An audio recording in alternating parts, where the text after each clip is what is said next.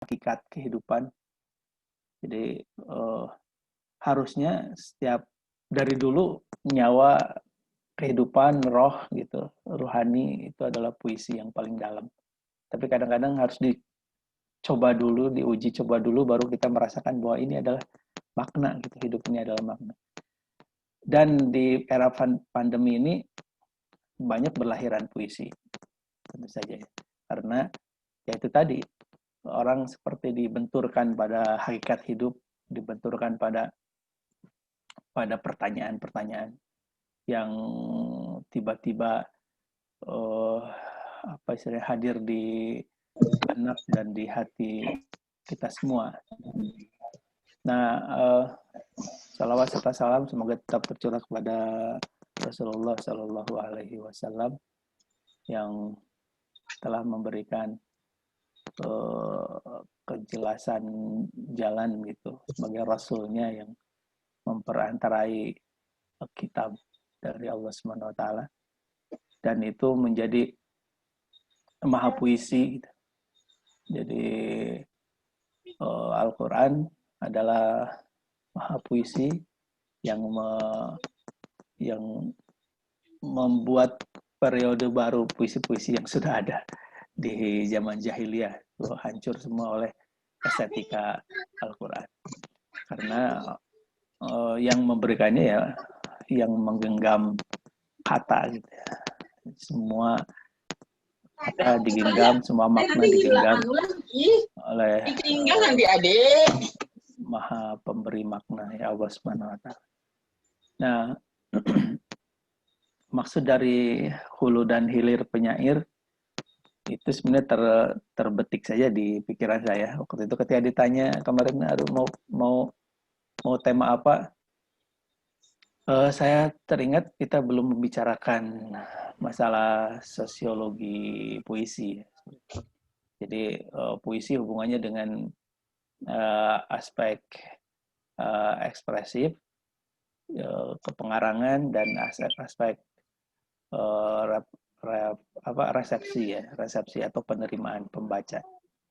Jadi dari hulu aspek ekspresifnya, kemudian hilirnya adalah resepsi.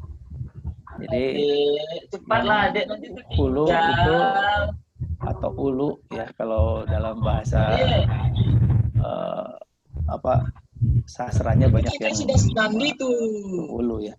Ini ada yang belum disenyapkan. Jadi hulu ini menjadi penting bagi apapun, apalagi bagi sastra. Karena sastra khususnya puisi itu dekat sekali dengan mata air kebijakan gitu. Jadi yang disebut hulu di sini adalah mata air. Nah, mata airnya itu dari mana? Mata air yang membuat kita bisa memproduksi kata atau memadupadankan kata, kemudian menjadikan itu seni. Itu sebenarnya dari mana mata airnya? Karena mata air itu tidak banyak gitu, atau sumber itu terbatas. Nah, dari mata air itulah kemudian muncul kejernihan biasanya. Jadi walaupun mata-mata air sekarang ya pada kenyataannya itu sudah dijadikan tempat wisata kebanyakan. Kalau saya di Pangandaran tuh ada namanya Citumang gitu ya. Dulu Citumang itu nggak pernah disentuh gitu, karena di situ mata air. Lalu sekarang tempat wisata sungai. Ya. Jadi orang masuk ke mata air sampai ke hilir gitu, masuk ke sungainya, kemudian body surfing gitu, sampai ke tempat umum gitu. Nah, mata air itu kejernihannya akhirnya tercoreng di situ karena orang sudah banyak gitu. Saya yakin di Jogja juga gitu, di mana mungkin di Sumatera ada juga tuh mata air yang dijadikan wahana rekreasi gitu. Jadi mata air kalau sudah direcoki oleh pariwisata gitu, itu sudah jadi keruh walaupun tidak hilang ya. Tetap mata air itu menjadi sumber kejernihan. Dan biasanya mata air itu ada di ceruk yang dalam gitu. Kayak di Citumang saya pernah ke sana, itu ada gua, kemudian kita masuk, nah disinilah mata air. Ya, sumber dari sungai dari sini. Dan karena itu di dekat pantai, itu bisa ditelusuri. Itu mata airnya ke sana, kemudian nanti muaranya kemana, kemudian masuk ke laut. Gitu. Nah, hulu dan hilir juga sama gitu. Jadi ada mata airnya yang terbatas di kedalaman gitu. Gelap, bahkan diceruk sekali, bahkan mungkin lubangnya tidak banyak. Itu kemudian menjadi sungai besar.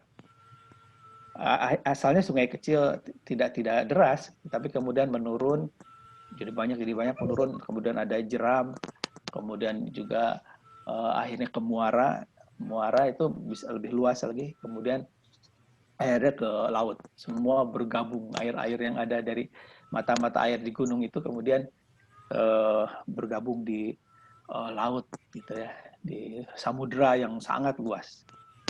Nah, samudra itu kehidupan sebenarnya menurut saya, tapi itu udah milik bersama gitu, udah terbuka. Sementara mata air itu sempit, gelap, ceruk gitu, kemudian juga terbatas gitu. Tapi itu sumber ya. Kadang mata air jadi sakral juga.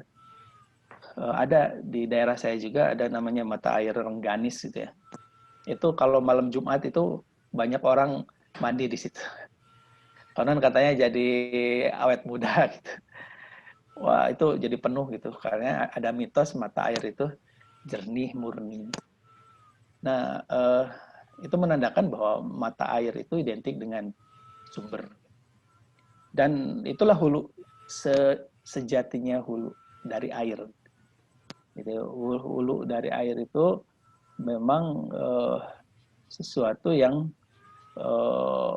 sudah disuling gitu ya, disuling oleh bebatuan gitu, disuling oleh ceruk-ceruk tanah bahkan gitu. Ya mungkin dari hujan, dari akar, dari atas itu, dari gunung kemudian ke bawah meresap, kemudian disuling oleh bebatuan yang sangat banyak, akhirnya jernih. Kalau minum di situ tidak berbahaya, bahkan itu sangat banyak kandungan mineralnya yang bagus. Nah, itu sejatinya mata air. Nah, harusnya kepenyairan juga kita harus menelis ya, kira-kira hulunya di mana? Hulunya di mana? Seseorang bisa menjadi penyair itu dari mana sih sumbernya? Kok bisa misalnya seorang Amir Hamzah misalnya membuat puisi-puisi yang begitu inspiratif, religius gitu, tentang alam, gitu, tentang ketuhanan, itu hulunya dari mana? Kemudian ke sini misalnya ada Hairil Anwar, Asrul Sani, gitu. Itu hulunya di mana? Nah, kemudian ke sini lagi ada Rendra, Iprosidi, Taufik Ismail. Itu hulunya di mana mereka? Kemudian ke sini lagi ada Acep Jamzam Nur misalnya. Kemudian ke sini lagi ada Hasan Asfahani, kemudian ada ke sini ada An Mansur. Mungkin nanti ada Alam Terkembang gitu ya. Nah, itu hulunya di mana gitu. Apa istilahnya? Masing-masing punya mata air. Makanya dalam satu buku yang ditulis oleh Pak Sapardi Djoko Damono, judulnya Sihir Rendra, gitu. Dia Pak Sapardi itu membuat mengumpulkan analisis puisi modern Indonesia dalam satu buku, judulnya Sihir Rendra, Permainan Makna. Nah, Sihir Rendra, Permainan Makna ini Pak Sapardi memulai analisisnya dari puisi-puisi zaman revolusi. Nah, dari mulai zaman revolusi sampai terakhir itu puisinya, kalau tidak salah puisinya siapa ya, saya coba lagi. Terakhir itu puisi penyair perempuan Ulfatin CH ya, Acep Jamzam Nur dan Ulfatin. Nah, setelah itu karena buku ini dibuat sekitar tahun 99 ya, sampai zaman itu ya, 90 aja, 2000 nggak dibahas. Tapi yang saya dapatkan dari buku itu adalah mata air tadi, hulu-hulu para penyair. Misalnya pada zaman revolusi, itu hulunya adalah pergerakan manusia untuk menikmati kebebasan setelah dijajah. Gitu. Nah, kemudian akan ada penjajahan baru lagi. Itu kemudian bertaburan puisi saat itu. Banyak sekali puisi menurut Sapardi Djoko Damono, Pak Sapardi almarhum di buku itu, dari berbagai jenis puisi. Dan kemudian apa istilahnya, majalah saat itu dibuat sporadis, banyak yang muncul. Jadi bisa dibilang itu puisi-puisi di koran dan majalah. Nah itu mata air ceruknya itu sumbernya adalah dari revolusi. Tahun 45 sampai kemudian 48, 50-an itu kemudian mata airnya ya mata air revolusi. Jadi mata air ini menjadi apa istilahnya, stimulus gagasan, ide bagi penyairan saat itu. Tapi bervariasi tentu saja. Ada yang tentang revolusi itu sendiri, kemudian ada yang tentang maut, tentang cinta, tentunya selalu ada. Tapi tetap warnanya warna revolusi. Kemudian juga tentang kritik politik gitu. Tentang korupsi juga ada. Itu abadi ya, tentang korupsi sampai sekarang. Berarti Indonesia sejak revolusi sampai sekarang belum selesai itu korupsi. Makin menjadi-jadi. Zaman itu juga puisi tentang korupsi itu ada. Gitu. Kemudian beliau berkata bahwa puisi ternyata ditulis dalam keadaan apapun. Jadi pada sumber apapun. Masing-masing punya mata air. Tapi ada mata air besarnya. Jadi zaman itu memiliki mata air masing-masing untuk hulu masing-masing. Nah, hulunya jam 45 sampai 50-an atau angkatan revolusi ini adalah kebebasan untuk berekspresi. Sebenarnya apa istilahnya? Walaupun jauh ya, mungkin reformasi, pasca reformasi itu ada sedikit kemiripan. Sebelumnya dari penjajah yang betul-betul definitif orang lain gitu, bangsa lain.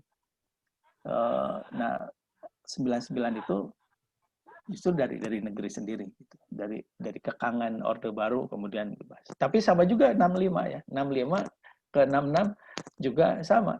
Ketika 65 kemudian gejolak politiknya begitu merepresi banyak pihak saat itu karena apa istilahnya adanya Nasakom dan sebagainya. Jadi perang dingin luar biasa bermain di situ di Indonesia. Akhirnya muncullah Taufik Ismail, muncul yang lain. Nah, 65 menjadi oase juga gitu. Kemudian 99 juga. Nah, pada zaman 66 sampai kemudian 99 itu masa panjang kepenyairan Orde Baru itu relatif tidak ada sesuatu yang apa istilahnya yang besar ya, kecuali tentu saja perlawanan atas apa istilahnya kebijakan budaya dan politik yang tersirat dan tersurat di dalam penyairan. Nah itu ada yang lintas zaman juga gitu. Ketika seseorang sudah menemukan oase dan kemudian oasenya atau mata airnya itu berasal dari kemurnian kemanusiaan yang dia temukan dan kemudian usianya panjang, itu kemudian jadi lintas zaman. Sapardi Djoko Damono juga kan dia jadi saksi saat revolusi, kemudian 66 juga dia beliau remaja gitu, kemudian 80-an, kemudian 90-an, bahkan 2000-an gitu. Itu tapi tidak berubah karena dia udah menemukan oasenya. Rendra juga sama. Rendra hampir 50 tahun menjadi seorang penyair, usia 50 tahun kepenyairan. Nah, di buku ini Pak Sapardi ada satu chapter, satu bab tentang Rendra khusus, dan itu yang dijadikan judul. Itu dikatakan 40 tahun ke penyairan Rendra. Jadi selama 40 tahun itu tidak berubah. Tetap kritis, kemudian tetap menjadi orang yang memiliki sikap gitu. Dan sampai tahun 90-an ini, menurut Pak Sapardi, Rendra adalah satu-satunya penyair yang paling banyak bukunya dicetak ulang dan sebagainya. Dan itu bukan berarti dia kemudian jadi ngepop gitu ya. Dia tetap penyair dengan apa istilahnya, dengan artikulasi kritisnya, dengan artikulasi kritisnya. Dan itu dirayakan oleh penyairan kita di hilir ya. Nah, jadi itu yang disebut hulu itu adalah sumber-sumber inspirasi dari para penyair. Nah, terus tahun pasca reformasi apa sumbernya? Nah, ini yang belum menjadi belum ditemukan satu penelitian khusus ya. Ini apa istilahnya bisa menjadi PR bagi kita para aktivis literasi, tidak hanya menulis tapi juga melihat, membaca. Sebenarnya penyair-penyair pasca reformasi itu apa sih yang menjadi mata airnya apa gitu? Apakah kebebasan gitu? Apakah di situ ada the next level Indonesian people misalnya gitu, atau new culture, tapi pada dasarnya masih seperti itu. Tidak ada estetika yang kemudian baru dalam tanda petik ya. Jadi ini memang harus ada perbandingan. Bagaimana ini oase di pasca reformasi ini. Paling ya sampai sekarang ada pembaruan estetika, tapi dalam pengertian teknis sekali gitu ya. Teknis cara bermetafor, cara mengungkapkan apa istilahnya, cara mengungkapkan kegelisahannya. Misalnya ada di Aan Mansur gitu, kegelisahan itu sedikit berbeda dengan Afrizal Malna gitu. Makanya Afrizal Malna sebenarnya dicantumkan sebagai apa, sebagai angkatan 2000-an itu ya, walaupun kemudian banyak yang mendebatnya karena lintas sebenarnya 90-an juga udah menulis. Jadi Afrizal Malna ini menjadi satu titik estetik pasca reformasi, ada yang mengatakan seperti itu. Di situ kota menjadi tema utama, kemudian kegelisahannya dan sebagainya seperti itu. Nah, ini bisa menjadi refleksi bagi kita para aktivis pemungut kata gitu. kita itu apa istilahnya, penggerak pemungut kata, memunguti kata setiap hari. Karena memang penyair itu sastrawan, apalagi penyair, memang pemungut kata. Apa istilahnya, modalnya adalah kita kepiawaian kita untuk berkomposisi dari pungutan-pungutan kata itu. Karena kalau misalnya kita tidak mengkomposisikan itu semua, kemudian kata menjadi biasa saja. Lewat penyair lah kemudian itu dikomposisikan.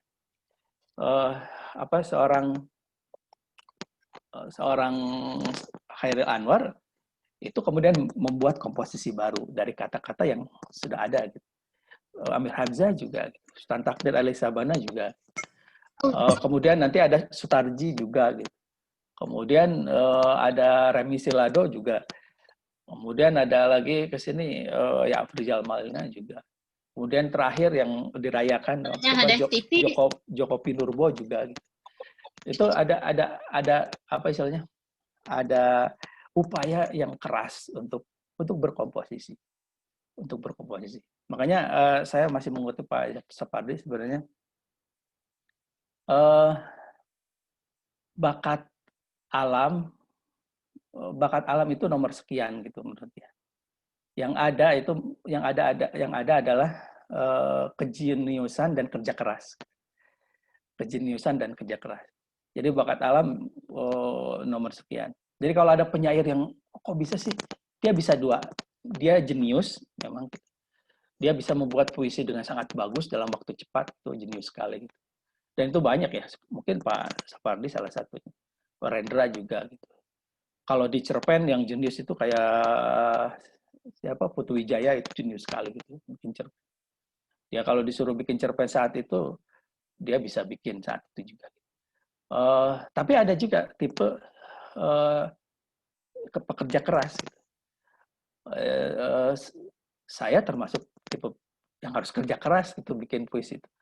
Kok susah banget itu kata-kata itu susah diatur. Dia berloncatan ke sana kemari gitu. Bahkan memungut kata itu sangat sulit. Mungkin terbatas kosakata kita gitu dan sebagainya. Tapi karena mungkin saya berada di ruang apa istilahnya akademis yang setiap hari harus baca karya sastra, kemudian harus membimbing skripsi mahasiswa. Saat sekarang misalnya saya membimbing sekitar 5 mahasiswa S1 ya, dan sudah dilibatkan membimbing S3 juga. Nah itu kan mau tidak mau gitu. Jadi berarti saya tidak mengategorikan diri pada yang jenius tadi, tapi kemudian kerja keras di situ. Tapi itu menjadi satu hal yang harus kita garis bawahi, bahwa kedua hal ini pada hilirnya akan sama. Baik yang jenius maupun yang kerja keras itu hilirnya sama, gagasan. Nah, gagasan inilah yang harus ada pada setiap tulisan-tulisan kita. Sekarang tadi Desma berkata gitu, apakah penyair itu murni gitu ya dari kejujuran dan sebagainya gitu. Nah, kalau saya katakan sebenarnya bukan rocker juga manusia, tapi penyair juga manusia gitu. Dia bahkan Pak Sapardi ini bagus nih di epilognya dia berkata seperti ini. Saya garis bawahi. Di epilog itu beliau berkata seperti ini. Sebentar. Nih. Saya ternyata suka bermain dengan kata-kata ya. Saya ternyata suka bermain dengan kata-kata. Bagi saya, peristiwa kecil yang tersusun dari kata-kata itu sama pentingnya dengan makna yang mungkin terkandung di dalamnya. Jadi saya ulangi, bagi saya peristiwa kecil yang tersusun dari kata-kata itu, peristiwa kecil yang tersusun dari kata-kata itu, sama pentingnya dengan makna yang mungkin terkandung di dalamnya.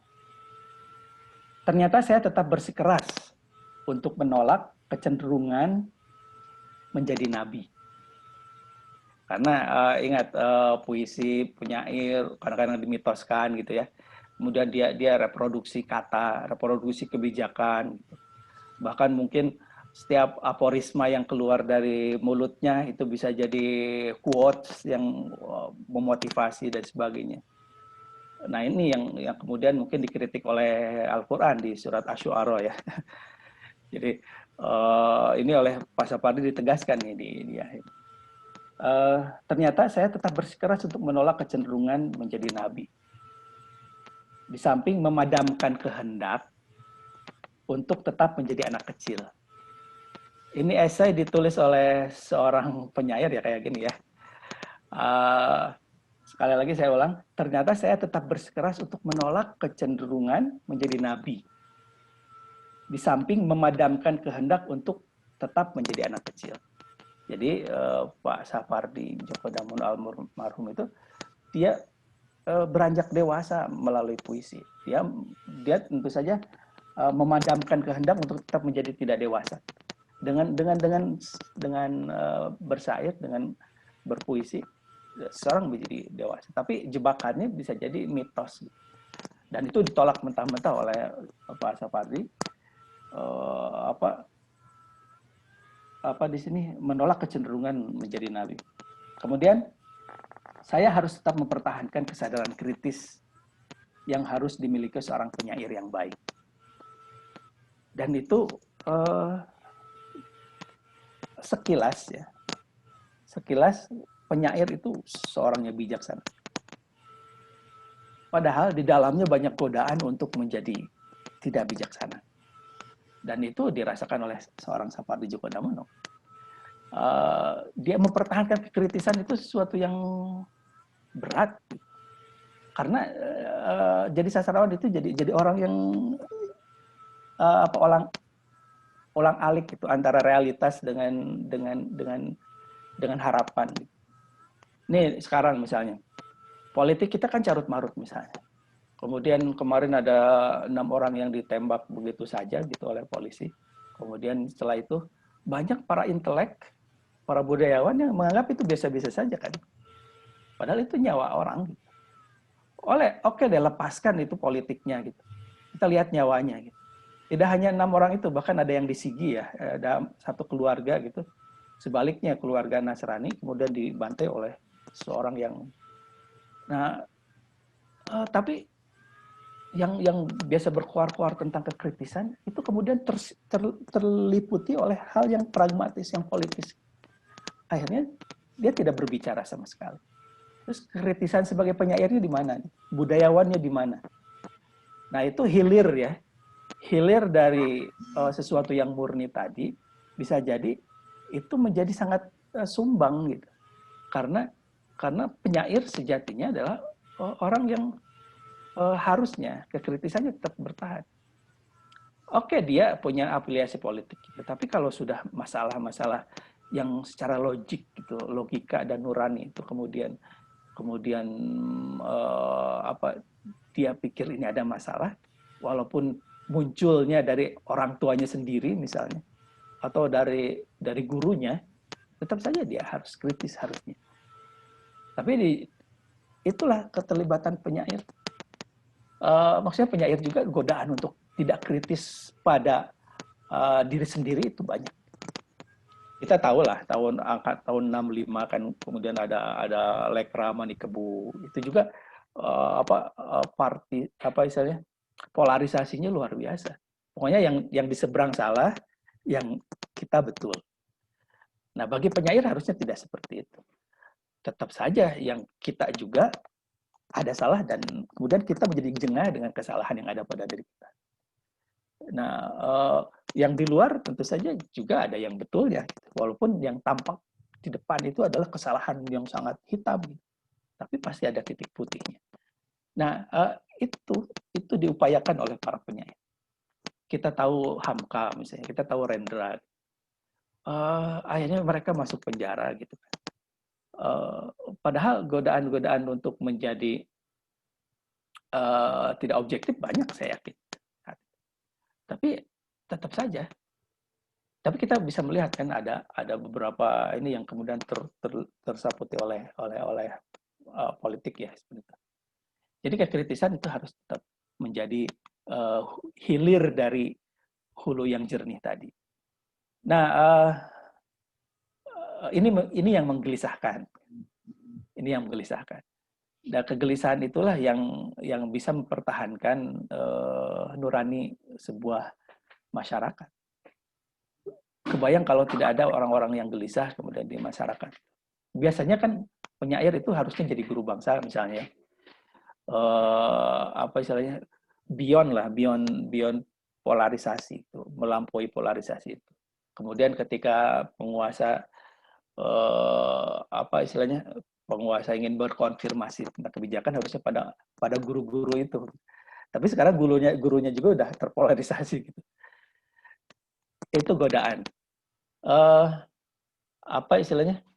Dari zaman dulu tetap ada polarisasi itu. Dulu juga kan ada penyair istana istilahnya itu. Sekarang penyair istana kan diganti dengan buzzer ya. Buzzer.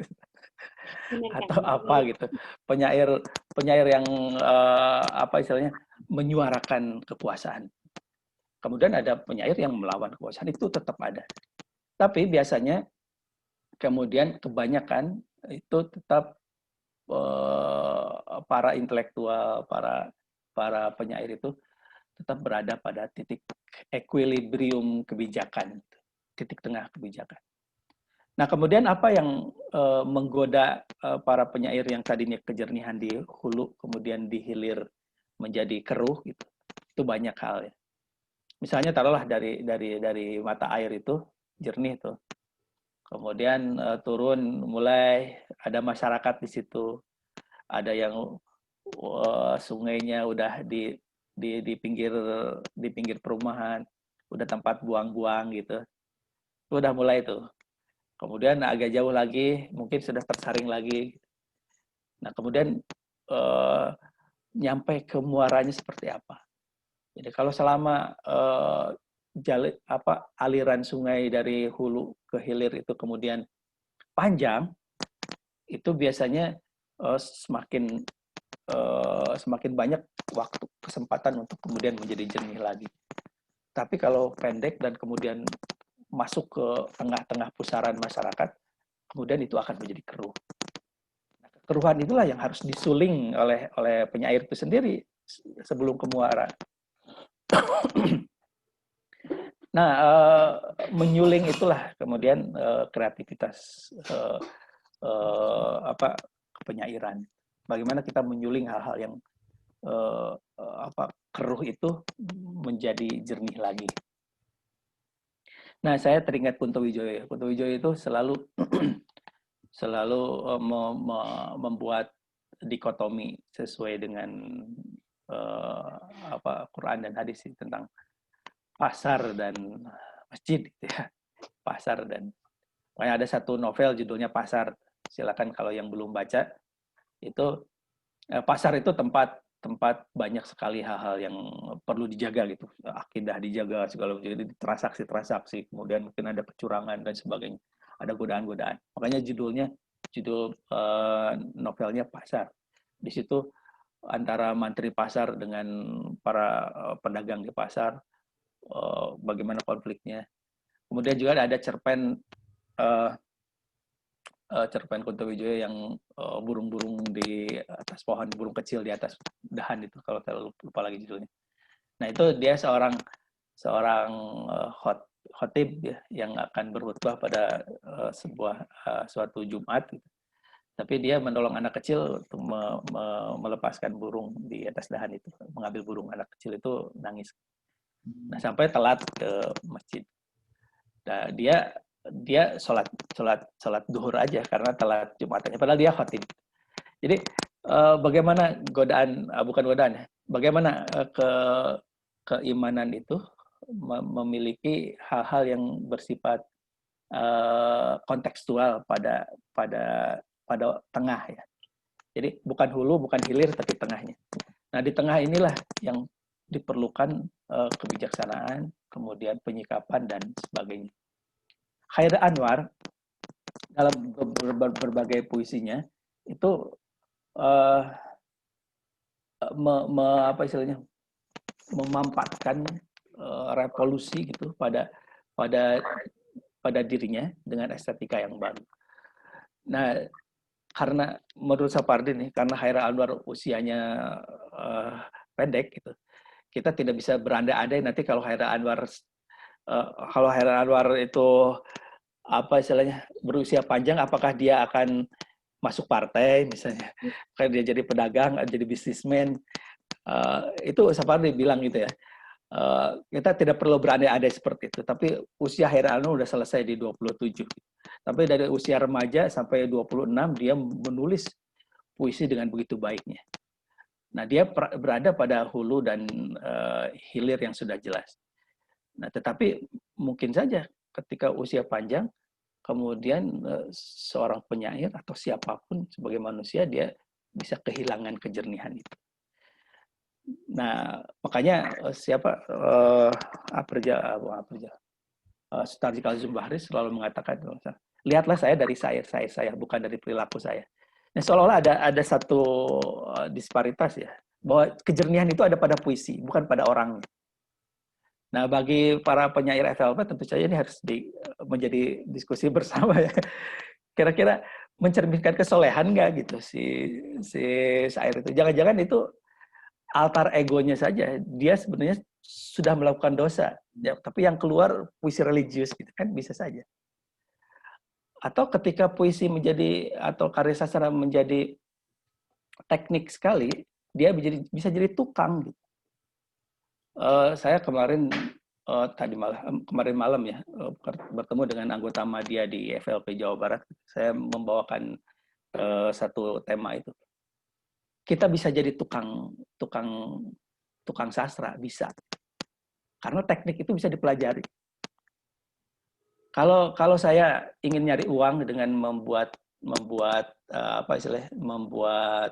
cerpen horor, bisa. Karena formulanya udah ada kan, tinggal tokohnya seperti apakan, kemudian settingnya bagaimana, endingnya bagaimana.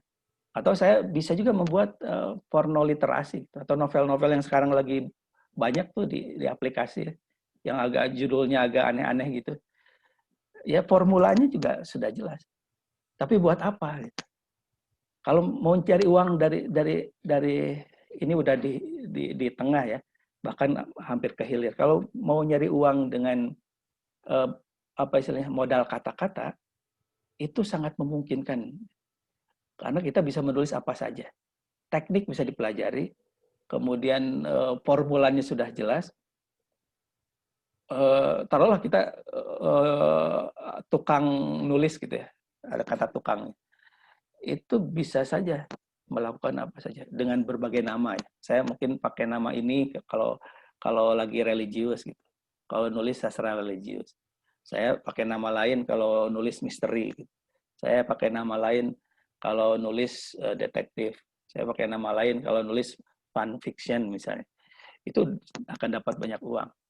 Tapi kalau kita melihat dari track record penyair-penyair terkenal, ternama, kemudian punya gagasan, itu semua tidak dilakukan. Bahkan Pak Sapardi sendiri mengatakan dia tetap menginginkan mempertahankan kekritisan walaupun itu berat. Godaan untuk menjadi nabi dan godaan untuk menjadi anak kecil itu ada pada diri penyair. Nah, itu hulu dan hilirnya. Nah, yang terakhir, hilir sekarang bagi kita ini menjadi berbeda dengan hilirnya masa revolusi. Masa revolusi hilirnya adalah majalah-majalah, koran-koran. Tahun 65 itu hilir yang banyak adalah pamflet ya. Taufik Ismail itu membuat Tirani dan Benteng itu dalam bentuk selebaran apa istilahnya? Fotokopian ya, fotokopian gitu. Jadi dia buat puisi kemudian difotokopi oleh mahasiswa disebarkan karena betapa pentingnya puisi itu untuk menggerakkan mahasiswa. Kemudian pada era Orde Baru itu kemudian gabungan tuh ada juga yang masih fotokopian di kampus-kampus. Kemudian ada juga udah era koran, kemudian juga eranya cetak ya. Jadi penerbitan itu pada zaman Orde Baru itu luar biasa. Tapi berbeda dengan sekarang. Sekarang eranya era media sosial, eranya internet. Nah ini hilir yang berbeda tentu saja. Hilir yang berbeda, godaannya berbeda. Jadi puisi sudah tidak eksklusif lagi. Puisi bisa diproduksi oleh siapapun pada waktu yang sama, pada zaman yang sama, di ruang yang sama, gitu. Di tempat yang berbeda. Di tempat yang berbeda tapi ruang maya yang sama. Misalnya taruhlah di Facebook pada saat yang sama itu harus ada penelitian tuh. Pada saat pandemi misalnya antara Maret sampai Desember itu berapa juta puisi yang dibuat. Nah, karena puisi dengan media sosial yang sekarang, dengan hilir yang ada sekarang, itu akan berbeda dengan yang dulu. Dulu orang berinisiatif kemudian membuat koran, pada zaman reformasi membuat koran, membuat majalah, itu karena pergerakannya luar biasa, para ormas-ormas politik dan sebagainya kemudian menjadi bagian untuk mempertahankan kemerdekaan. Walaupun misalnya majalahnya majalah politik tetap ada puisinya, ada cerpennya. Majalah tentang ekonomi juga ada itunya.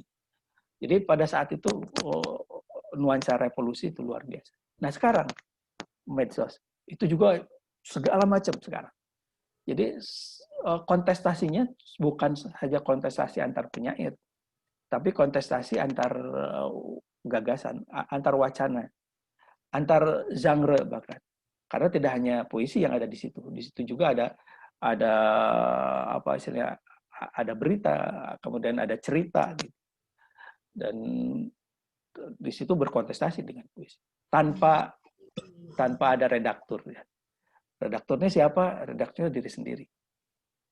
Nah, kemudian era sekarang juga era pandemi ini menjadi era yang hilir yang unik di seluruh dunia ini, kemudian mengabadikannya dalam berbagai macam kompilasi ya, kompilasi film pendek, kemudian juga film-film pandemi, kemudian wacana-wacana gagasan-gagasan tentang pandemi. Ada juga kumpulan cerpen pandemi gitu. Nah, itu puisi-puisi pandemi seperti apa.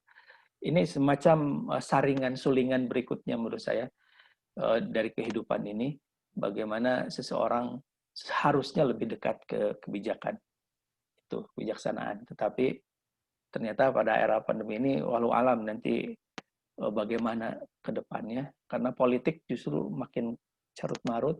Harusnya kita semua fokus pada hal-hal yang positif. Ternyata korupsi bahkan gitu, bansos saja dikorup gitu ya. Ini satu hal yang saking kreatifnya tuh Kang. iya, kreatif sekali gitu. Tapi penyair coba lihat ya di Tempo, di apa, di Kompas, apakah ada nggak rendra-rendra berikutnya, atau di lagu Iwan Fals sekarang udah mulai, sekarang di YouTube-nya itu mulai mengkritik tuh tentang korupsi gitu. Tapi selama ini senyap tuh, senyap ini baru mulai lagi karena mungkin polarisasinya udah mulai longgar, karena dia sudah melihat adanya demokrasi yang tidak jalan gitu pada periode kedua Presiden Jokowi. Pada periode pertama Iwan Fals sama sekali senyap. Pada era SBY produktif, apalagi era Soeharto. Nah, sekarang udah mulai lagi gitu. Kalau Iwan Fals masih seperti dulu, mungkin yang namanya SMK terus apa gitu itu mungkin jadi lagu ya. Sekarang jadi lagu lagi, sudah jadi lagu lagi karena dia sudah mencolok mata lah berbagai halnya. Tapi walau alam ya, apa penyebab itu semua, karena sekali lagi penyair juga manusia. Saya ingat sekali ketika ada sastrawan komunitas yang sudah dekat dengan uang, sama dengan DPR juga, bahkan bancakan ya. Coba aja ada yang namanya apa istilahnya komunitas, kemudian dapat blok grant dari pemerintah misalnya, itu luar biasa juga. Apalagi yang namanya sastrawan mungkin uangnya sedikit, dapat uang gede langsung bisa jadi kasus. Nah sama aja ya. Makanya kemurnian yang sudah ada pada jiwa penyair itu untuk mempertahankannya perlu komunitas. Nah mungkin Formula Karpena ini tepat untuk saling mengingatkan gitu ya. Karena penyair juga bisa kaya sekarang, banyak itu banyak lomba kan ya. Oh, ini HPI itu menang itu berapa juta, menang lagi Katulistiwa berapa tuh.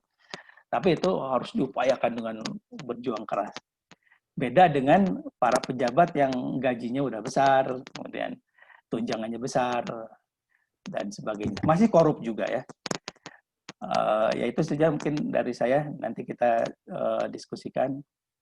Mudah-mudahan kita dapat sesuatu dari diskusi kita kali ini.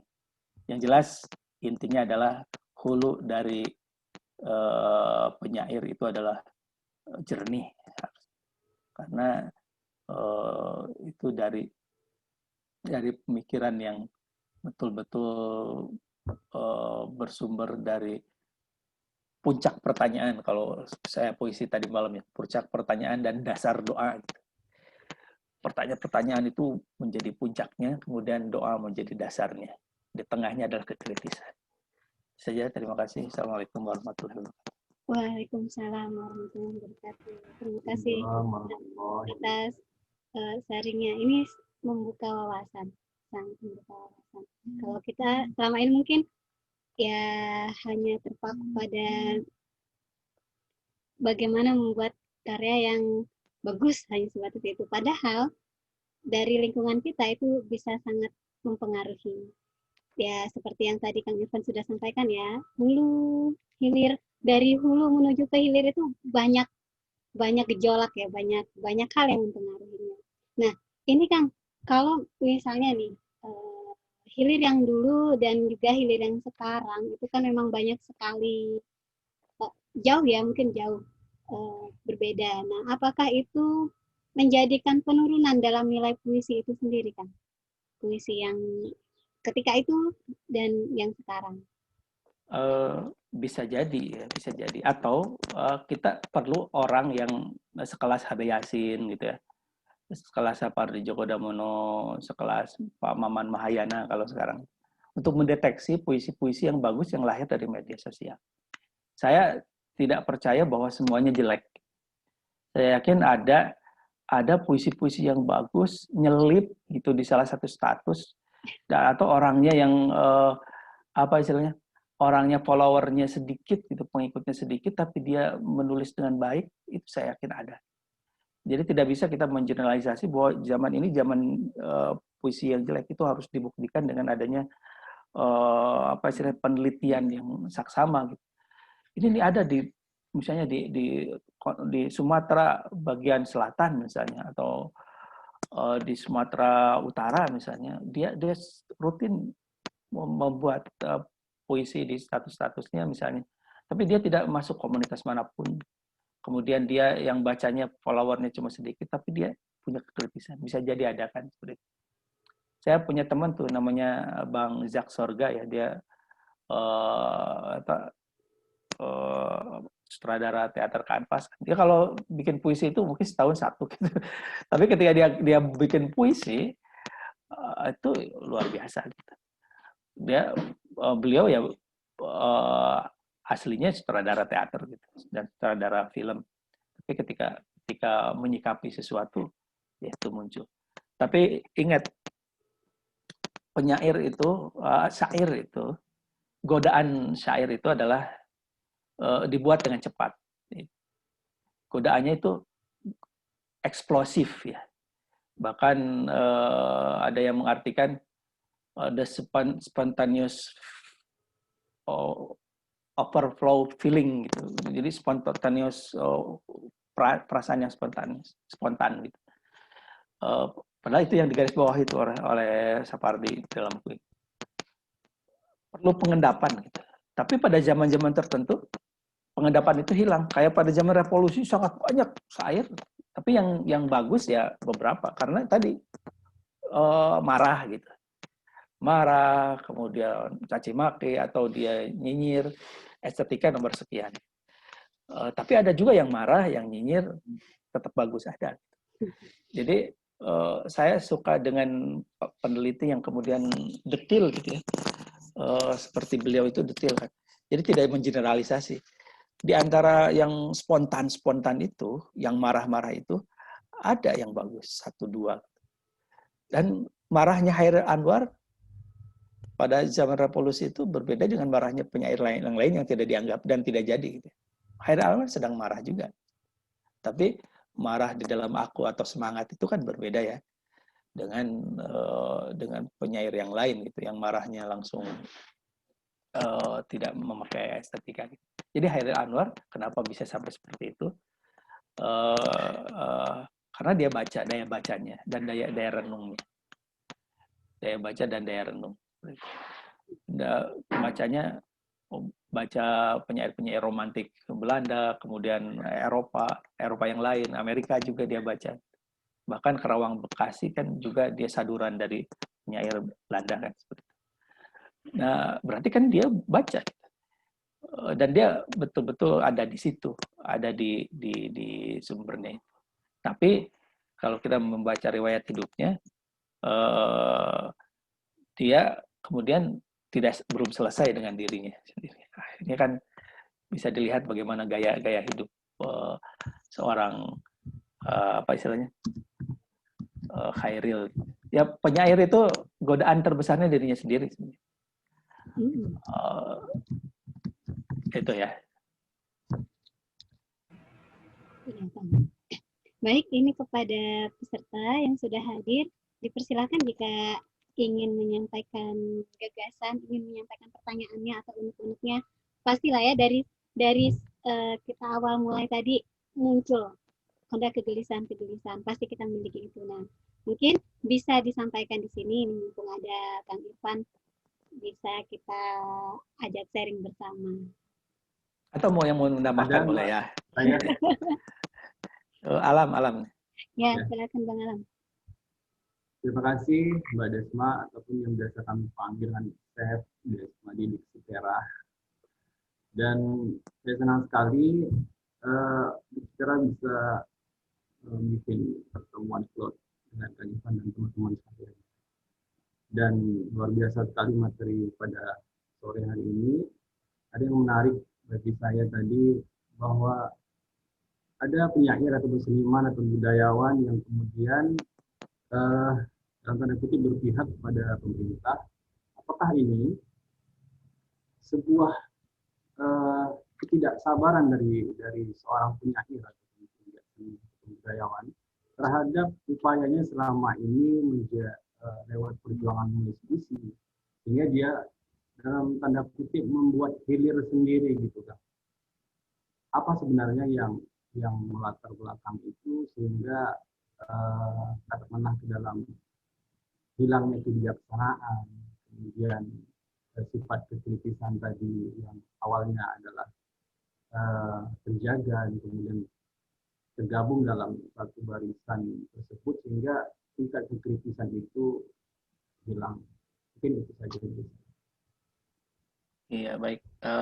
Langsung jawab aja ya. Nanti yang lewat chat mungkin bisa ini ya, disusun nanti. Nah, ini ada satu kecenderungan sekarang setiap pergerakan politik itu perlu influencer namanya itu. Influencer. Dan salah satu influencer yang efektif itu penyair, penyanyi. Dulu juga zaman Rasulullah kan masing-masing punya influencer kan.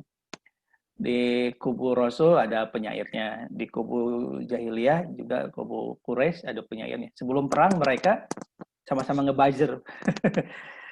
Sama-sama ngebuzzer gitu. Jadi sebenarnya tidak heran bahkan Adonis itu pengarang terkenal tuh yang kritis ya. Dia membuat buku judulnya Pengantar Puitika Arab. Itu membedakan antara penyair jahiliyah dengan pra-Islam dengan Islam. Karena pra-Islam yaitu tadi pragmatis, kemudian lebih ke arah lisan kebanyakan. Sama Islam itu kemudian adanya kodifikasi menjadi tulisan, kemudian lebih sopan dan sebagainya. Ada perbedaan. Tapi keduanya tetap ada pada zaman Islam, keduanya tetap ada. Makanya kemudian kalau di dalam Sirah Nabawiyah apa istilahnya? Itu ada syair-syair setiap peristiwa itu. Abu Bakar bikin syair, kemudian Umar juga, Ali juga. Jadi syair itu udah menjadi menjadi pola ucap mereka pada zaman di Arab ya saat itu pra dan kemudian pada zaman Islam. Nah, syair-syair yang terbaik yang lisan itu kemudian dipilih pada zaman itu, kemudian dijadikan syair alaqoh yang disimpan di Ka'bah itu kan. Itu pemenang tuh, penyair pemenang kalau sudah ditulis dan kemudian disimpan di Ka'bah. Tapi pada dasarnya setiap penyair juga punya pemikiran yang sesuai ideologinya. Jadi kita bisa melihat bagaimana misalnya apa istilahnya penyair jahiliyah ya pasti dia promonya ya promo perzinahan, kemudian apa di dalamnya ada kebebasan, kemudian ada mabuk-mabukan dan sebagainya. Karena yang menurut mereka baik ya itu. Nah, di kita juga ada gitu ya beberapa penyair yang kemudian di dalamnya isinya ya apa bebas misalnya. Dulu ada di tahun 80-an atau 70-an ya, Oreksas namanya tuh. Remi Silado dan kawan-kawan. Teh Pipit Senja tahu sekali itu, karena mengalami zaman itu ya. Teh Pipit kalau udah bercerita dengan saya tentang Oreksas itu. Jadi Remi Silado itu mendirikan kumpulan remaja, kumpulan mahasiswa atau penyair-penyair muda, Oreksas namanya itu. Oreksas itu orang seks bebas. Jadi ya kebebasan, zaman itu zaman bunga lah kalau disandingkan dengan di dunia ya, dunia generasi bunga. Nah itu ke Indonesia kemudian jadi rock and roll, jadi penyair Oreksas dan sebagainya.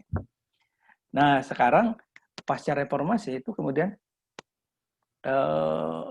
lebih ke arah larinya justru di novel ya, misalnya munculnya feminisme radikal dan feminisme liberal semacam Ayu Utami, Jinar Maesa Ayu itu ada di situ.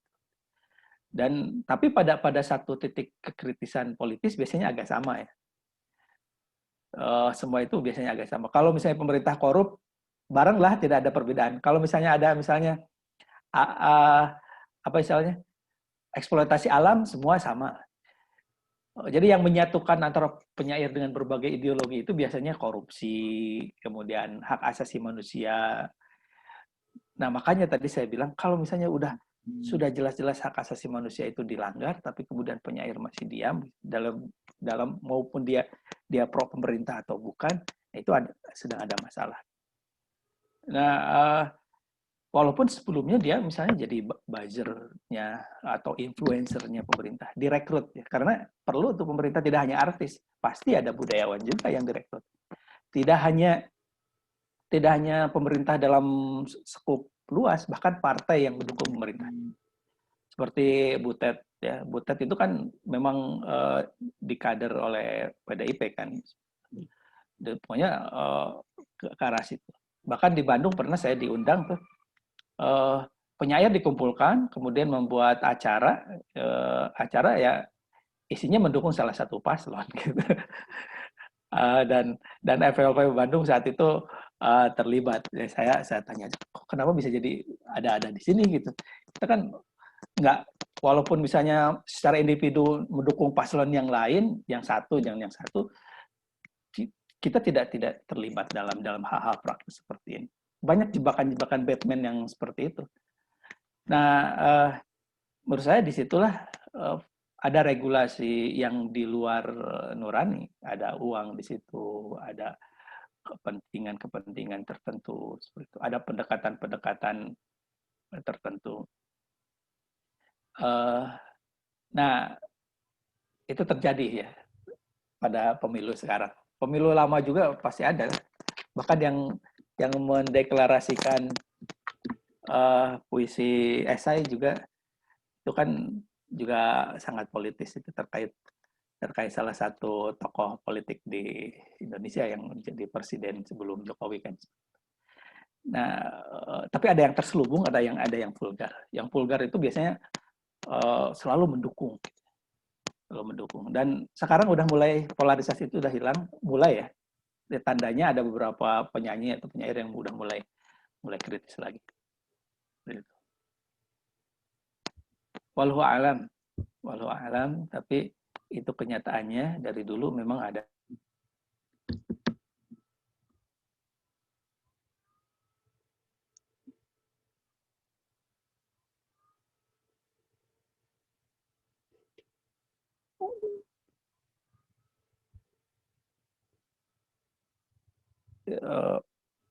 Teman gitu, tapi misalnya perilakunya jelas, kemudian kita mendukung dia, tetap kritis. Biasanya suka kalau orang yang berpikir.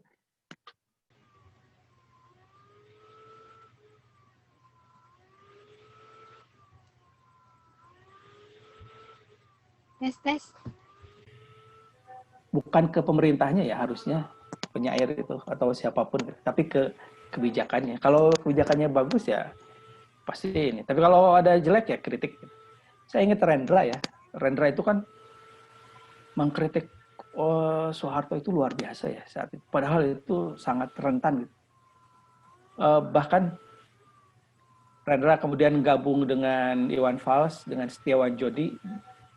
kemudian bikin suami gitu, band suami, itu lebih dahsyat.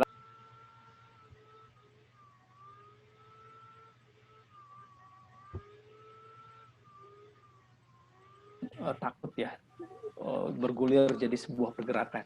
Kayak menurut saya ya, dalam kacamata awam saya, ini pasti ada apa-apa gitu. Pemerintah belum bisa rekonsiliasi dengan oposisi dalam kasus Habib Rizik ini. Dan itu mencolok mata sekali. Siapapun dan apapun Habib Rizik itu, tetap saja kalau bagi pengamat itu, hal-hal seperti ini pasti ada mitosnya gitu. Ada sesuatu yang lebih besar dari sekadar penangkapan dan sebagainya. Dari Anita di sini, bagaimana supaya kami bisa menemukan hulu dan hilir? Saya akan mengutip Rendra ya, perkataan Rendra seperti ini. Karena Rendra itu kan lintas zaman ya, lintas zaman. Kemudian dia dianggap sebagai seseorang yang membuat pembaruan. Tapi dia tetap mempertahankan kritisan. Nah, Rendra berkata seperti ini, dalam pekerjaan saya sebagai seniman, sangat sering saya mengadakan eksperimen-eksperimen yang menyalahi tradisi kesenian yang sudah ada. Tetapi itu terjadi bukan karena saya anti tradisi, melainkan karena tradisi yang sudah ada tidak bisa lagi menampung perkembangan yang baru dari gairah hidup saya. Sehingga oleh karenanya, saya merasa perlu untuk memberontak terhadap keterbatasannya dan memberikannya kemungkinan untuk perkembangan baru. Saya muak sekali apabila mendengar orang mengatakan bahwa saya selalu mengutamakan kebaruan di dalam ciptaan-ciptaan saya. Saya tidak pernah dengan sadar mencari sesuatu yang baru. Kalau yang sudah ada cukup baik dan lapang, maka tak perlu saya merintis satu pembaruan. Dalam berkarya tidak pernah saya mengkonsentrasikan diri terhadap originalitas atau kebaruan. Tetapi konsentrasi saya kerahkan untuk setia kepada hati nurani saya dan kepada hidup. Nah, ini di akhir ini menjadi gongnya ya. Dalam berkarya tidak pernah saya mengkonsentrasikan diri terhadap originalitas atau kebaruan. Tetapi konsentrasi saya kerahkan untuk setia kepada hati nurani saya dan kepada hidup. Jadi nanti apakah dia estetikanya baru atau tidak, itu akan muncul dengan sendirinya.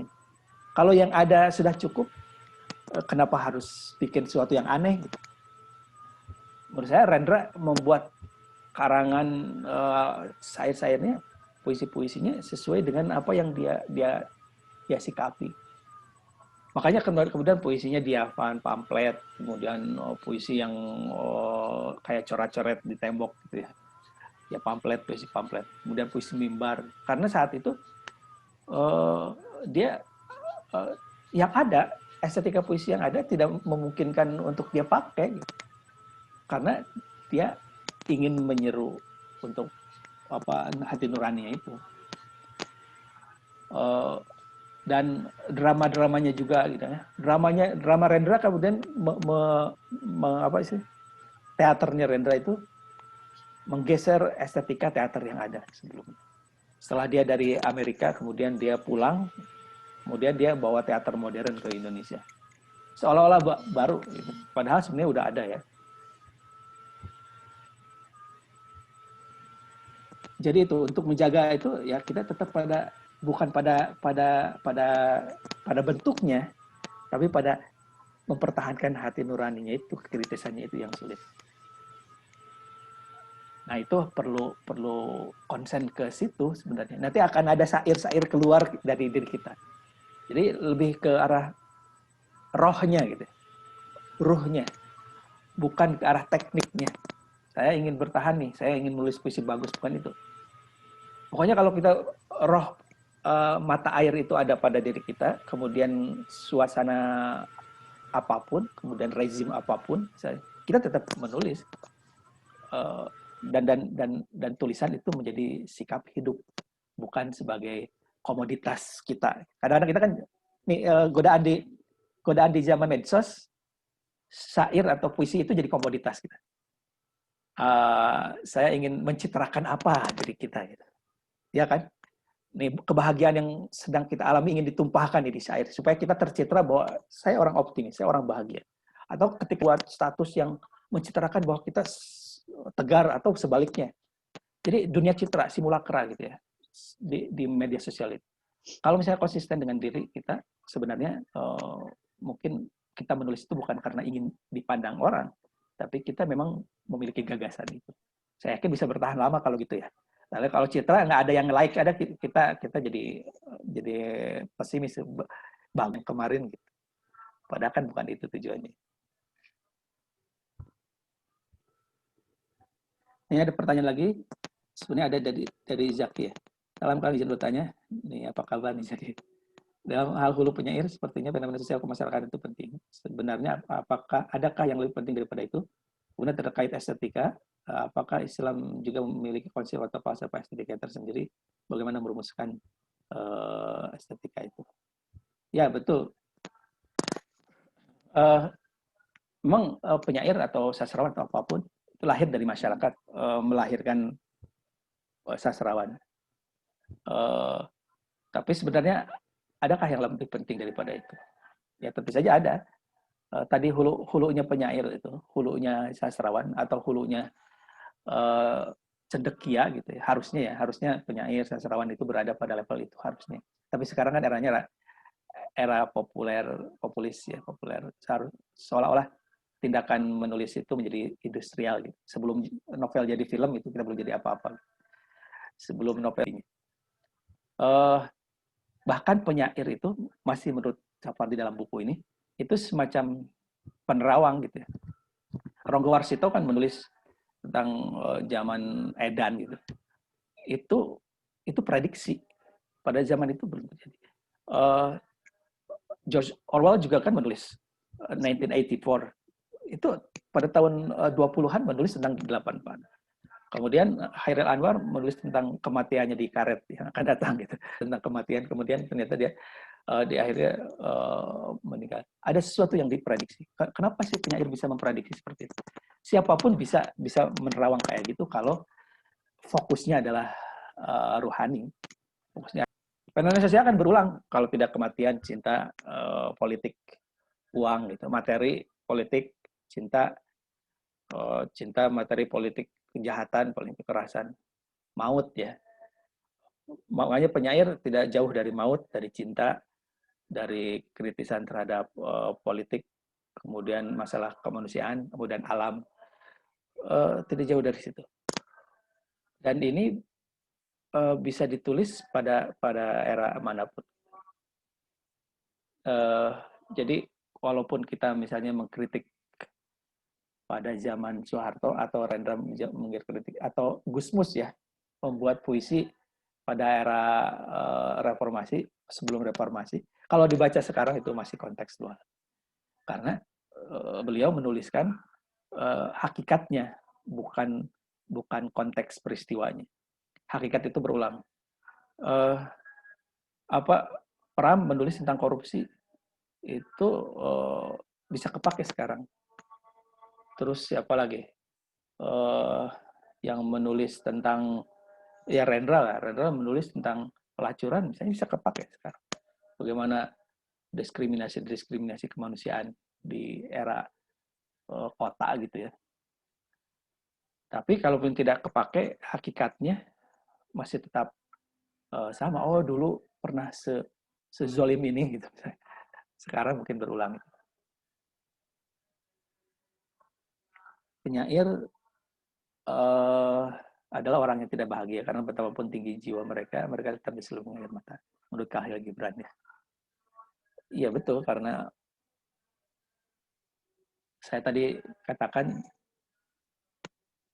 penyair atau sastrawan atau ulama gitu ya, cerdik pandai, pendeta dan rahib atau apalagi pokoknya yang berurusan dengan spiritual masyarakat sebenarnya diliputi kecemasan karena ada idealitas dan realita. Mereka memikirkan itu. Makanya kenapa Nabi Muhammad kemudian menjadi solusi gitu bagi kita. Nabi kan mengikuti tradisi positifnya Quraisy saat itu, yang udah jarang dilakukan, yaitu apa? Bertahanut ya. Dia membersihkan diri ke Gua Hiro gitu. Bahkan setahun itu selama bulan Ramadan itu pasti bertahanut ke sana. Itu karena dia mengendapkan kegelisahannya. Tapi karena beliau umi itu mungkin tidak seperti penyair-penyair jahiliyah saat itu yang jadi gelisah, kemudian menjadi anxious gitu ya, menjadi cemas. Gitu. Kecemasan Rasulullah itu tidak berujung pada kecemasan neurotik gitu, seperti para penyair hari ini. Kayak tidak hanya penyair ya, seniman lah, hampir banyak yang neurotis. Bahkan di beberapa negara banyak yang bunuh diri ya, kayak Kawabata kan bunuh diri, Virginia Woolf bunuh diri, kemudian Mishima juga bunuh diri di Jepang. Artis-artis Jepang sekarang juga bunuh diri banyak. Atau Korea ya, Korea juga banyak. Kemudian di Indonesia mungkin karena agamanya, tradisi rohaninya kuat, karena mungkin tradisi Jawanya, tradisi Sumateranya juga selain agamanya, itu lebih sedikit. Coba aja diteliti. Tidak ada Hamid Jabar yang meninggal karena kecelakaan gitu, bukan karena bunuh diri. Mana sih? Nggak ada gitu sastrawan yang bunuh diri di Indonesia. Atau mungkin ini perlu penelitian lebih lanjut. Tapi memang gelisah betul. Kegelisahan itu bahkan jadi sumber kebijakan. Rasulullah itu orang yang gelisah. Makanya kenapa dia ke Gua Hiro melihat Mekah itu dari atas. Bagaimana ini menyelesaikan permasalahan masyarakat. Kemudian akhirnya dipercaya oleh Allah. Tapi kegelisahannya kemudian turunnya tidak seperti penyair hanya wacana. Nah, bedanya antara Nabi dengan penyair itu. Kalau penyair kan baru wacana ya. Kalau Nabi, maka Nabi diturunkan pada aksi. Makanya saya sepakat dengan Kuntiwijoyo tuh harus ada estetika sastra profetik. Jadi menjawab yang Zaki itu, sastra Islam itu sifatnya profetis. Profetis itu estetikanya kenabian. Jadi kenabian itu tidak hanya transendensi, tapi juga ada liberasinya, kemudian ada humanisasinya. Nah, etika profetik itu kan 3 itu. Kita tidak hanya melulu sufistis ya, ke Tuhan, tapi kemudian kita juga harus kritis terhadap kezaliman, kemudian juga apa istilahnya, humanisme juga tentang hak asasi manusia dan sebagainya. Penyair berpolitik boleh? Ya boleh, bahkan bagus kalau misalnya dia mampu mencerminkan kegelisahannya sebagai itu. Saya yakin mungkin kalau ada penyair berpolitik tapi tetap bisa mempertahankan kepenyairannya dan dia kepiawaian berpolitiknya, itu menurut saya profetik sekali. Nanti jadi jangan bikin politik, bikin partai politik sendiri nanti kan. Iya, bisa. Itu bagi penyair lebih rumit daripada puisi. Karena apa sih, abu-abunya lebih banyak gitu. Abu-abunya makanya siap distigmatisasi oleh masyarakat. Padahal dia sedang berjuang ke mana gitu, tapi kemudian kamuflase dulu. Nah, itu sulitnya ada di politik. Sementara penyair kan kadang-kadang menghindari konflik. Biar aja konfliknya hanya dalam otaknya dan kemudian ada dalam syair-syair. Dia melihat dari jauh. Tapi kalau melihat ulama kayak Umar Khayyam kan menulis rubaiyat tuh.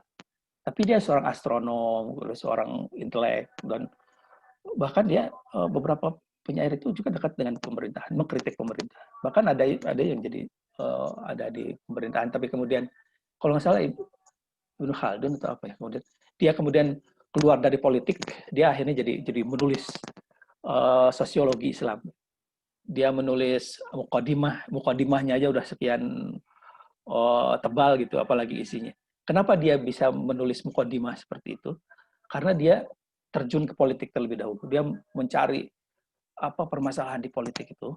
Kemudian akhirnya dia membuat satu formula sosiologi masyarakat Arab saat itu. Dan ini jadi bapak sosiologi tidak hanya di Islam, tapi juga di Barat. Jadi Ibnu Khaldun itu terkenal juga di Barat sebagai bapak sosiologi yang akurat ya.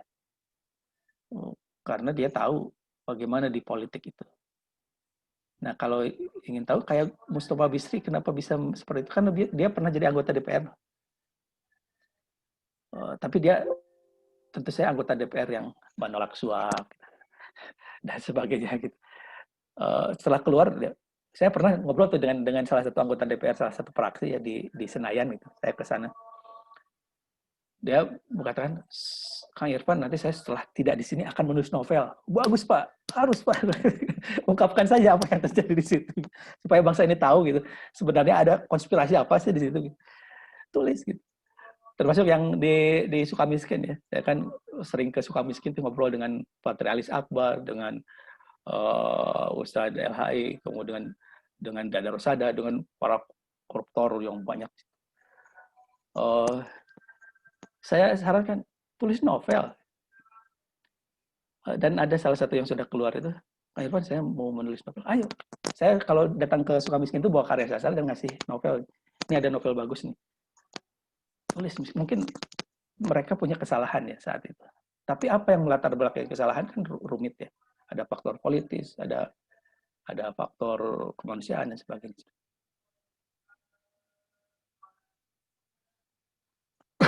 Ini ada pertanyaan lagi.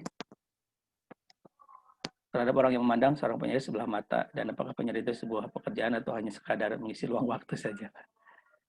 Nah ini, sebenarnya penyair berhak juga menjadi pekerjaannya. Kalau saya sih memandang sastra itu harus didemitologisasi. Jadi saya banyak punya teman di orang-orang eksak gitu ya. Ada dosen di fakultas MIPA misalnya, dia dosen kimia, nggak ngerti tuh puisi. Kemudian ada juga dosen di Vkom, dia bahkan tidak terlalu suka dengan puisi. Ada di kedokteran, ada yang juga suka puisi. Tapi kebanyakan mereka semua tidak suka sastra dalam pengertian membaca dan kemudian menulisnya, dan menganggap bahwa sastra itu terlalu rumit dan kenapa harus dibuat. Saya tentu saja nggak bisa menjelaskan itu ya, karena nggak bisa tuh saya mengatakan bahwa jadi sastrawan itu luar biasa, itu nggak mungkin. Karena pada kenyataannya mereka lebih produktif di masyarakat. Bahkan mereka ada yang menjadi tokoh masyarakat, kemudian menyelesaikan berbagai permasalahan. Kemudian juga penelitiannya bagus, kemudian berprestasi dan sebagainya. Terus pengaruh sastra di mana? Jadi saya berpikir seperti itu. Terus saya sebagai sastrawan dan akademisi, misalnya akademisi sastra, ke masyarakatnya apa? Nah, akhirnya saya berpikiran bahwa apapun identitasnya, selama dia terhubung ke masyarakat itu bagus.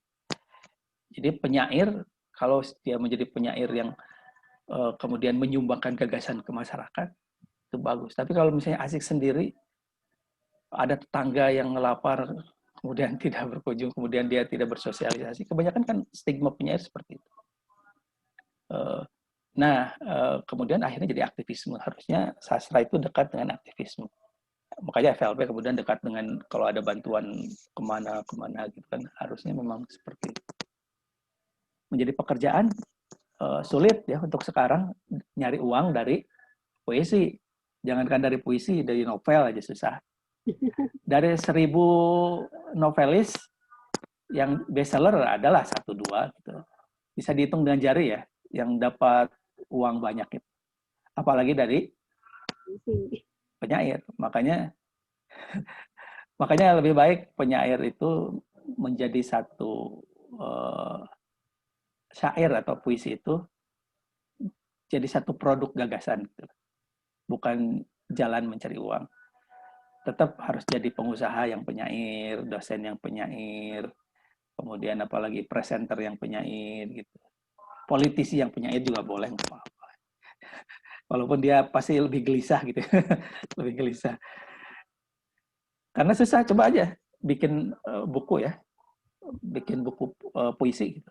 Laku berapa paling? Tidak Iya, ada. benar. Jadi Itu dalam rangka menjaga idealisme juga ya Kang ya, sebagai penyair.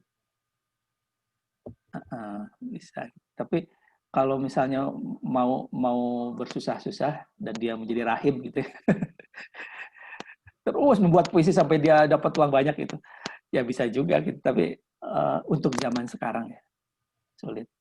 Tapi zaman dulu juga sama sih. Erendra juga kan dia punya bengkel teater, kemudian dia punya peternakan. Sapardi juga dia seorang akademisi. Apalagi paling Hairi Anwar ya, kita bisa melihat Hairi Anwar dia dari menulis gitu ya, dari menulis, kemudian dari menulis ke menulis, kemudian dia sampai sangat sulit hidupnya gitu. Saya yakin kalau tadi berangan-angan kalau lewat dari 27 tahun mungkin dia udah jadi pengusaha atau jadi apa gitu. Dia memilih hal yang lain. Iya, betul sekali Kang. Ini asik sekali perbincangan kita, dan ternyata waktu sudah menunjukkan pukul 17 lewat, dan hampir maghrib ini Kang kalau di sini. Iya. Ya. Di sini juga udah mulai ini. Nah, adakah satu pesan atau closing statement Kang dari pembahasan yang sudah kita jabarkan tadi sejak awal? Boleh mungkin Kang, untuk menambah ini ya, insight kita peserta semua di sini. Ya, baik teman-teman semua. Maksud hulu dan hilir penyair ini sebenarnya itu perspektif saya ya, bukan perspektif teman-teman. Jadi teman-teman pasti punya gagasan sendiri lah gimana. Yang jelas menulis puisi adalah bagian dari hidup kita. Kalau misalnya ditakdirkan ini menjadi rezeki ya jadi rezeki gitu. Kalau ini tetap di hulu kita sebagai kebijaksanaan kita melihat sesuatu, menyikapi sesuatu, bergagasan, itu menurut saya bisa lebih panjang usia kepenyairan kita dibandingkan hal-hal yang pragmatis. Betul ada beberapa penyair yang mungkin rezekinya bagus, kemudian seperti Aan Mansur ya, Miles Production gitu, kemudian bikin ADC2 juga yang tentang New York itu. Nah itu juga saya yakin ditempuh oleh konsistensi beliau menulis. Kita bisa mendapatkan rezeki itu, tapi tentu saja dengan konsistensi yang luar biasa. Saya teringat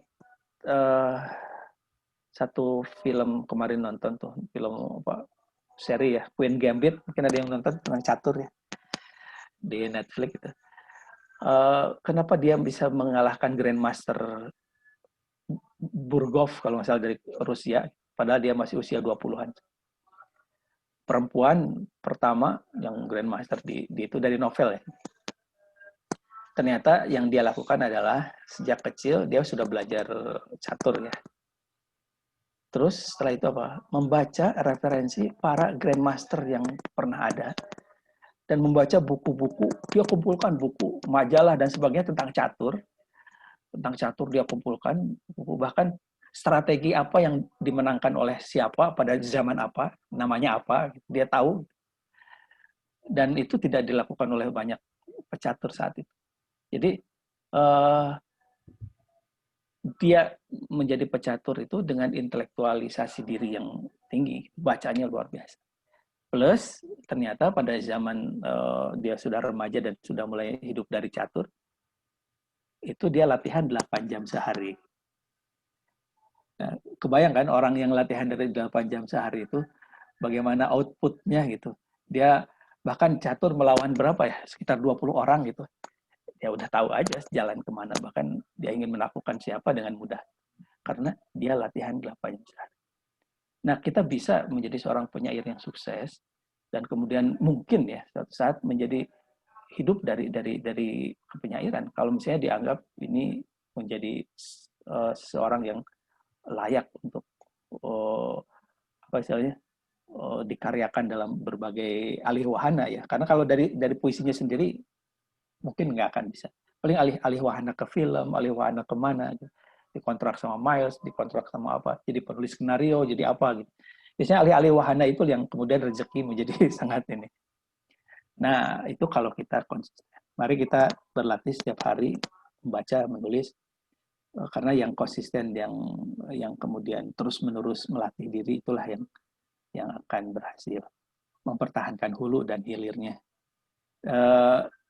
Terakhir mengutip tadi Pak Sapardi, tidak ada bakat alam yang diberikan kepada kita, itu nomor sekian. Yang ada adalah orang yang jenius dan yang kerja keras. Asumsikan kita orang yang kerja keras, karena kejeniusan itu mungkin sedikit sekali di antara kita. Saja, terima kasih. Walau alam, mudah-mudahan ada manfaatnya. Mohon maaf kalau ada yang salah-salah kata dan salah data. Silahkan di cross check pada bukunya, buku Pak Sapardi judulnya Sihir Rendra Permainan Makna. Itu analisis beliau dari zaman revolusi sampai tahun 90-an. Saja, terima kasih. Billahi taufiq wal hidayah. Wassalamualaikum warahmatullahi wabarakatuh. Waalaikumsalam warahmatullahi wabarakatuh. Masya Allah. Terima kasih atas pemaparannya, dan ini sangat-sangat berwawasan sekali.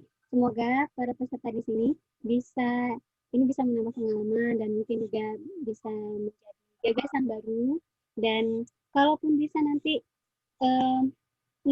membuat hilir kita kalau tadi diibaratkan hulu dan hilir, gagasan kita nanti yang terakhir kemudian adalah gagasan yang lebih cemerlang, ide-ide yang lebih bagus lagi, yang lebih istimewa, sehingga kebermanfaatannya itu bisa meluas dan juga bisa sangat sesuai dengan keadaan kita saat ini, ya, kondisi masyarakat kita saat ini. Baiklah, terima kasih teman-teman yang sudah mengikuti sejak awal, dan mohon maaf jika ada kesalahan dari kami sebagai penyelenggara. Dan ini sudah masuk mau maghrib, ya, kita sudahi saja, kita tutup dengan lafaz hamdalah. Alhamdulillahirrahmanirrahim. Semoga Alhamdulillahirrahmanirrahim. berjumpa nanti. Nantikan info-info selanjutnya di grup WA, dan insya Allah karena tadi live streaming YouTube-nya lagi bermasalah tapi sudah di-record, insya Allah besok akan di-upload di YouTube FLP. Nantikan saja. Baik, Kang Irfan, terima kasih atas kehadirannya, dan sama-sama. Mohon maaf kalau ada salah. Terima kasih Kang Ya. Irfan. Nuhun Kang Irfan.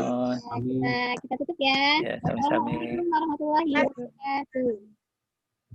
Waalaikumsalam warahmatullahi wabarakatuh. Sampai jumpa lagi. Boleh, ya, teman-teman.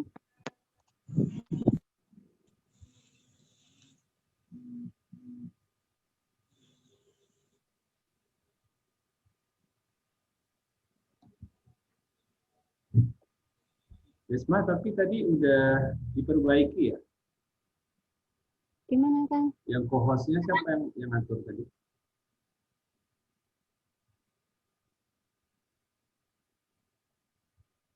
Tulis sendiri atau gimana?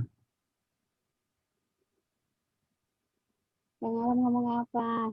Gak kedengeran. Udah nanti aja.